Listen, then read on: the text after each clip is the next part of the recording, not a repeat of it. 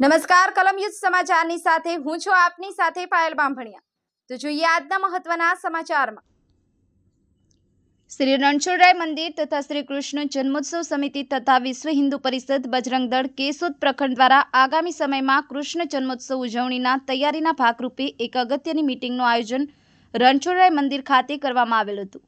આ મીટિંગમાં કેશોદ શહેરના વિવિધ સામાજિક સંસ્થાઓ, રાજકીય પક્ષો, હિન્દુ સમાજના પ્રતિનિધિઓ, વેપારી મિત્રો તેમજ પત્રકાર મિત્રો ઉપસ્થિત રહેલ હતા અને તૈયારીના ભાગરૂપે શોભાયાત્રા તથા મટકી ફોડની વિવિધ પ્રકારની સમિતિઓની રચના કરવામાં આવેલ હતી અને આ શોભાયાત્રા વિશાળ અને વ્યવસ્થા જળવાઈ રહે તેવી યોજનાઓ બનાવવામાં આવેલ હતી।